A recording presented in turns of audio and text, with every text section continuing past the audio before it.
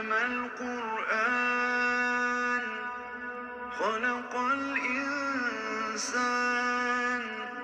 علمه البيان الشمس والقمر بحسبان والنجم والشجر يسجدان। बिस्मिल्लाहिर्रहमानिर्रहीम। अस्सलाम वालेकुम। Welcome back to my channel. आप सब कैसे हैं? आई होप आप लोग बिल्कुल ठीक होंगे। हम भी अल्हम्दुलिल्लाह से ठीक हैं। जज़ाकल्लाह खैर। आप लोगों ने कल इतने प्यारे प्यारे मैसेजेस किए नवीद के लिए।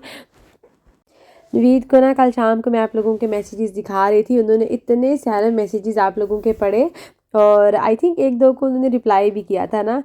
तो वो कहते हैं कि अपनी बहनों को मैं कैसे अपना दिल खोल के दिखाऊं कि मैं इतनी कोशिश करता हूँ ठीक होने की, लेकिन बीमारी ने, ये जो कोविड के बाद इनको मसले मसाइल बने हैं ना, उसने पकड़ के इनको बहुत डिस्टर्ब करके रख दिया है।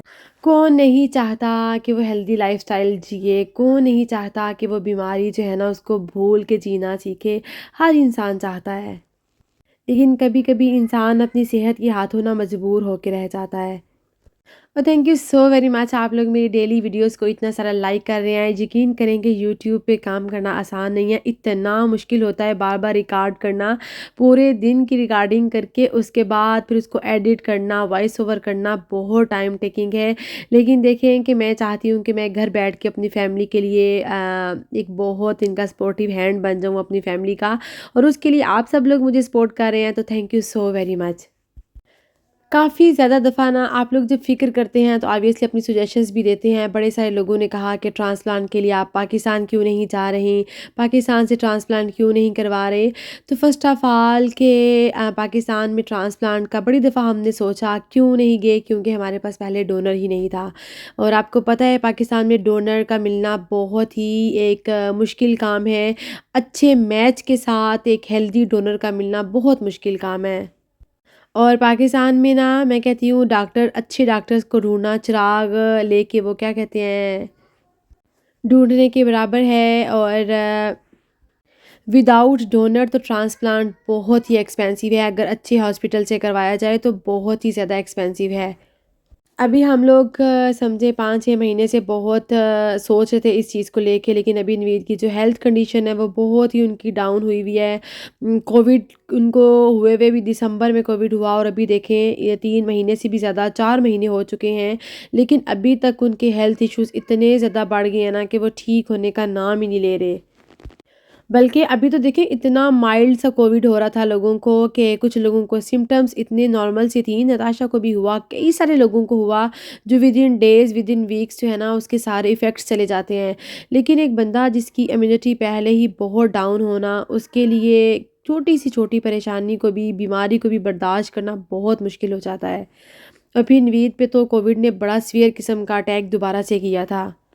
अभी तो वो खुद घबरा के इतना परेशान हुए हुए थे, उन्होंने कहा बस मैं ना ट्रांसप्लांट करवा के डायलिसिस से जान छुड़वाना चाहता हूँ किसी भी तरीके, चाहे वो यहाँ से हो चाहे वो पाकिस्तान से हो। यहाँ यूरोप कंट्रीज़ में मैं कहती हूँ ट्रांसप्लांट किसी भी कंट्री में इतना आसान नहीं है, बहुत बहुत टाइम टेकिंग काम है, बहुत ही ज़्यादा। 3-3 4-4 साल तो कहीं भी नहीं गए।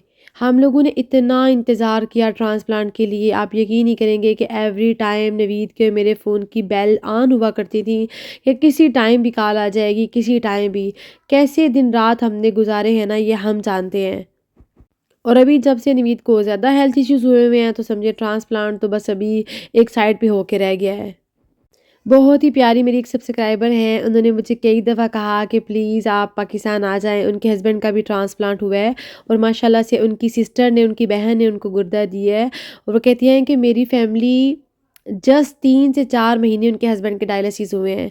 वो कहते हैं कि मेरी जो हस्बैंड हैं, उनके बहन भाइयों से देखा ही नहीं जाता था कि उनके भाई जो हैं वो इतनी तकलीफ़ में हैं। फटाफट सब बहन भाइयों ने जो है ना वो उनके टेस्ट करवाए अपने-अपने, फिर जिसका सबसे अच्छा मैच हुआ उसने वो किडनी दे दिया। अल्लाह ताला उनको भी सेहत दे और अल्लाह ताला करे नवीद भी जल्दी से ठीक हो जाए, इनका भी ट्रांसप्लांट हो जाए, आमीन। सच में जब भी मैं किसी का ट्रांसप्लांट सुनती हूँ ना, मुझे इतनी सारी खुशी होती है, इतनी सारी खुशी कि मैं बता नहीं सकती। और कोई इंसान कितनी तकलीफ़ में है ना, ये वही जानता है जिस पे बीत रही हो, या वही जान सकता है जिसके प्यारे खुदा न खास्ता किसी तकलीफ़ में हों। आजकल यकीन करें इतना मुश्किल मेरे लिए हुआ हुआ है, मैं अपने आप को पॉज़िटिव इतना रखती हूँ। कल भी नवीद की बहुत ज़्यादा तबीयत ख़राब हुई। एक तो उनकी इम्यूनिटी पहले इतनी डाउन है, ऊपर से उन्होंने खाना-पीना जो है ना वो बहुत कम कर दिया है। उस वज़ह से ना इतनी कभी उनके फ़ौरन से पेट में दर्द हो जाती है, अचानक से उनका बीपी इतना हाई, रात को भी उनका बीपी 198/117 था। और अभी जब कल नवीद ने डॉक्टर को सारा बताया कि बहुत बीपी उनको तंग कर रहा है, फिर डॉक्टर ने कहा कि पूरा वीक आपने 3-4 टाइम्स जो है ना वो बीपी को लिखना है।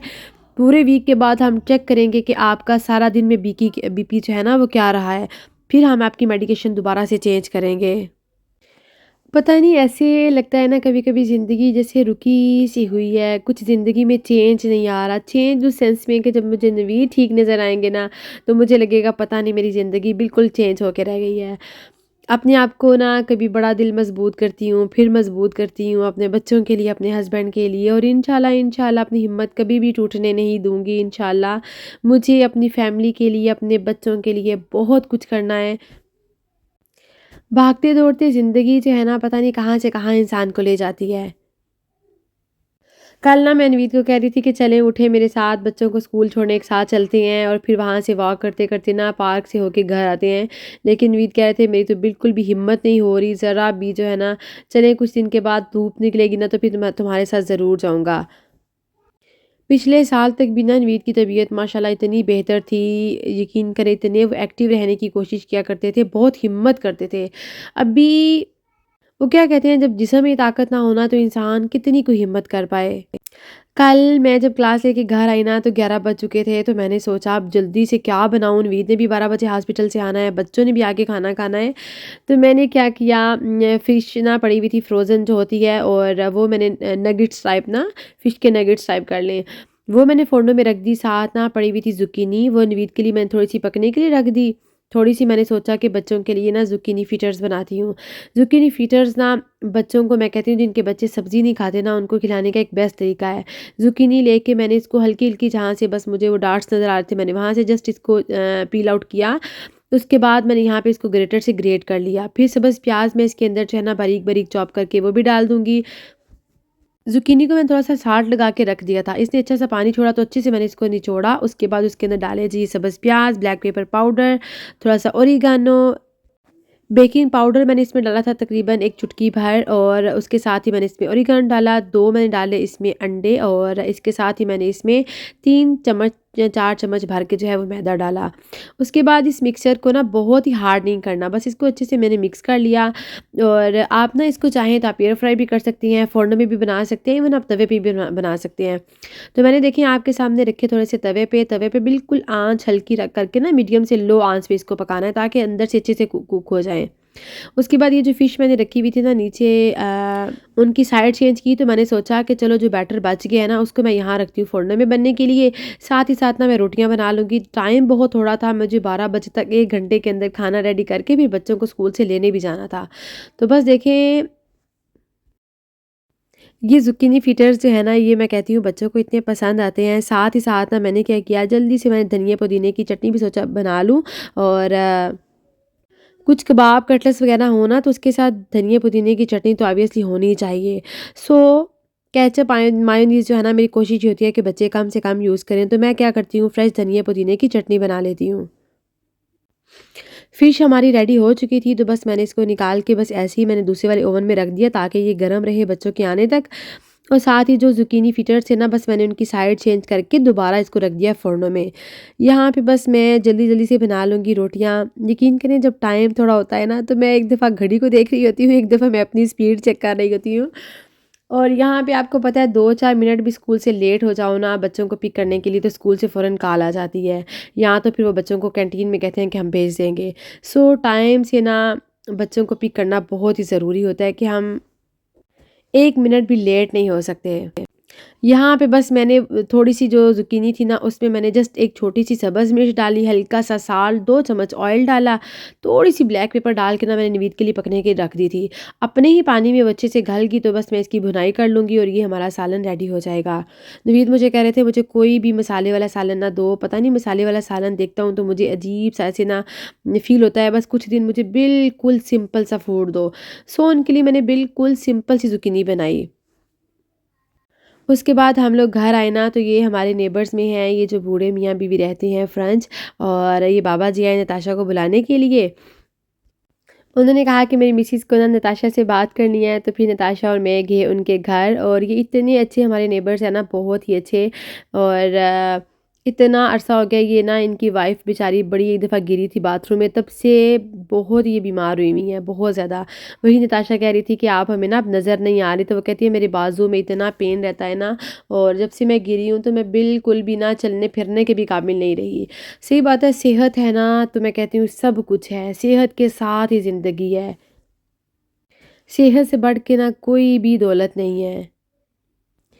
नताशा ने ना फिर उनको कहा कि जब भी आपको किसी भी चीज़ की ज़रूरत हो, मार्केट से आपने कुछ मँगवाना हो तो आप हमें बता सकती हैं, हम आपको ला के दे सकते हैं। तो वो इतनी सारी खुश हो रही थी ना, बहुत सारी। कभी-कभी वो बुला लेती है नताशा को ना, तो जब हम उनके घर जाते हैं ना, तो यकीन करें वो इतनी सारी बातें करती है, उसका दिल ही नहीं करता कि हम ना वहाँ से उठ के आएँ। फिर मैं बड़ा महसूस करती हूँ इस चीज़ को कि इंसान कभी-कभी कितना तरस जाता है किसी रिश्ते के लिए ना, कि कोई हो हमारे पास बात करने के लिए।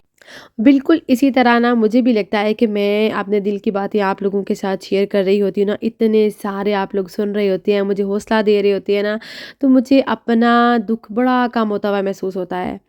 ख़ैर ये देखें जी, हमारे ज़ुकीनी फ़िटर्स भी बड़े मज़े के रेडी हो गए थे, और उसके बाद हमने खाना खाया, बस उसके बाद थोड़ा-सा रेस्ट किया, फिर ये आ गया शाम का टाइम। शाम को ना मैंने सोचा कि आज बनाती हूँ कीमा, उसके अंदर डालती हूँ शिमला मिर्ची और अच्छा-सा सालन बनाती हूँ।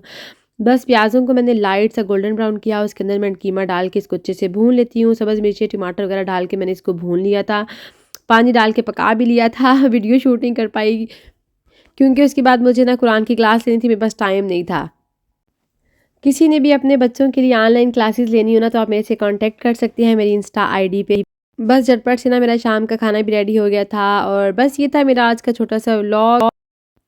स्पेशल सी दुआ किया करें कि नवीद के जो जितने भी हेल्थ इश्यूज़ हैं ना, वो सारे सॉल्व हो जाएँ, उनकी सेहत जो है वापस आ जाए, वो जल्दी से ठीक हो जाएँ।